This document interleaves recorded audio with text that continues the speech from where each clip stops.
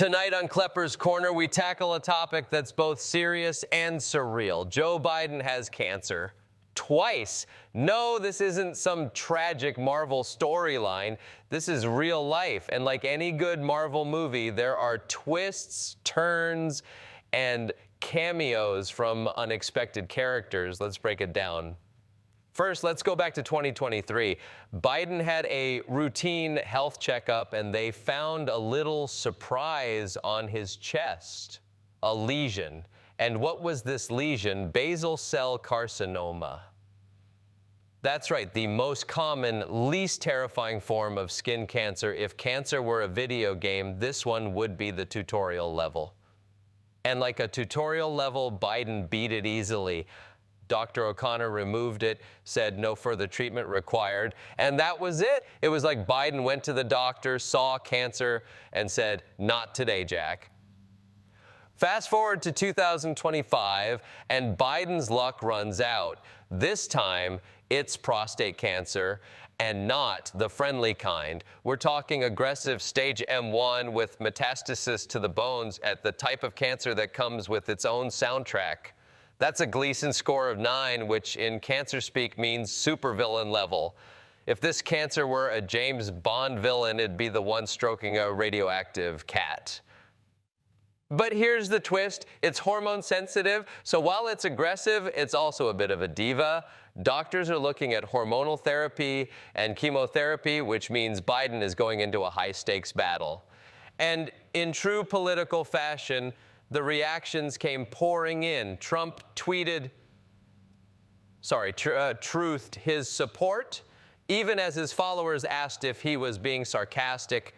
Kamala Harris called Biden a fighter, and Marjorie Taylor Greene shared a very touching story about her dad, right before demanding to know why Biden's cancer wasn't found sooner. It's bipartisan sympathy, the closest thing we get to a ceasefire in American politics. It's like when cats and dogs call a truce to chase a laser pointer, temporary but magical. Of course, it wouldn't be America without a little conspiracy. The Timcast account on X speculated that Biden's cancer was known for years and that Democrats hid it. Because when it comes to health news, who needs doctors when you've got unverified Twitter posts, right?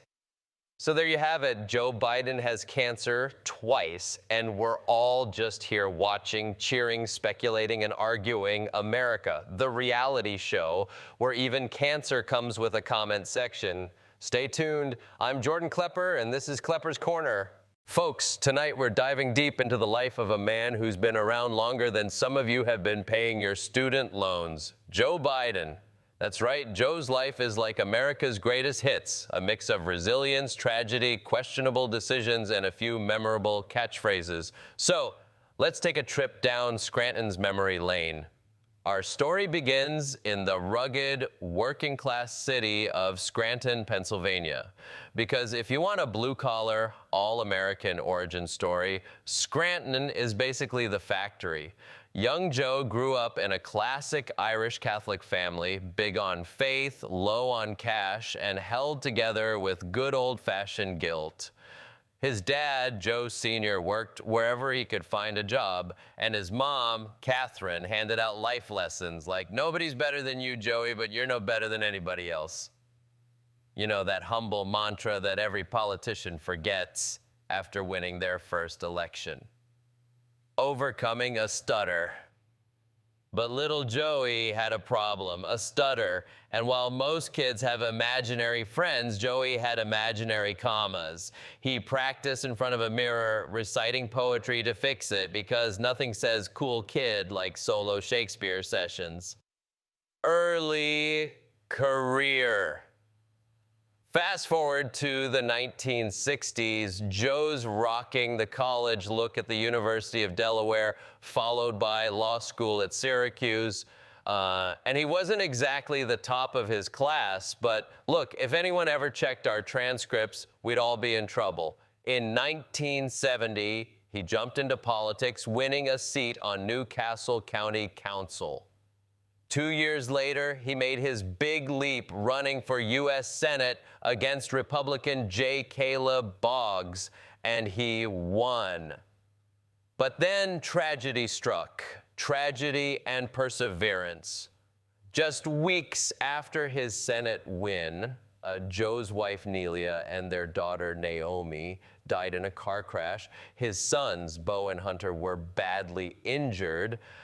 Devastated, Joe nearly quit politics, but instead he was sworn in as a U.S. Senator at his son's hospital bedside, because sometimes life writes a scene too dramatic for even Netflix.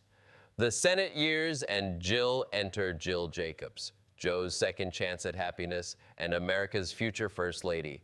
They married in 1977, raising Bo, Hunter, and their daughter, Ashley. Vice President Biden. After decades in the Senate, Joe ran for president in 1988. That didn't go well. But in 2008, he got a call from a guy named Barack Obama. You might have heard of him. Joe became vice president, bringing a little Uncle Joe energy to the White House. Presidency and legacy. And finally, in 2020, Joe decided to go for it one more time, and this time he won. At 78, he became the oldest U.S. president ever elected, proving that you're never too old to be everyone's slightly confused grandpa. But his presidency wasn't all ice cream and aviators. There was a pandemic, an economic crisis, and, oh yeah, a little thing called the U.S. Capitol riot. Joe's story is one of resilience. The man's been knocked down more times than a toddler on roller skates, but he keeps getting back up. Biden, smiling with a glowing quote, "The measure of a man is not how often he gets knocked down, but how quickly he gets back up."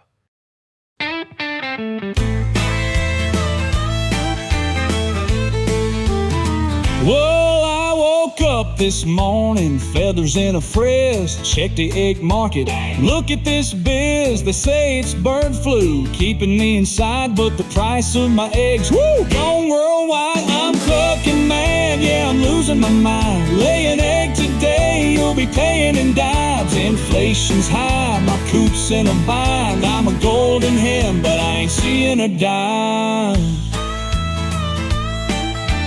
Farmer Joe's out there counting his stacks while I'm stuck in quarantine watching my back. Don't sneeze, don't cough, don't ruffle your wings, or the whole dang farm gets government strings. I'm clucking mad, yeah, I'm losing my mind. Lay an egg today, you'll be paying in dimes. Black market yolks, well, I wouldn't advise, but I know a rooster who can get you a supply.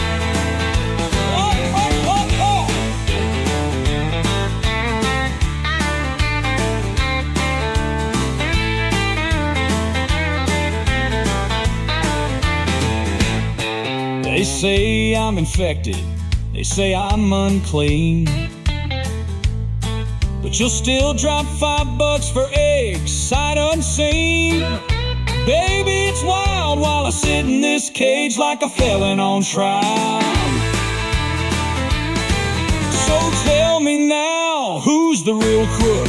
Me or the dude who just sold you that egg for a book? If I gotta risk my beak just to get paid, then call me Scarface. Say hello to my little eggs. I'm clucking mad, yeah, I'm losing my mind. Lay an egg today, you'll be paying in dimes. Bird flu's bad, but my patience is worse. If I don't get freedom, I'll start laying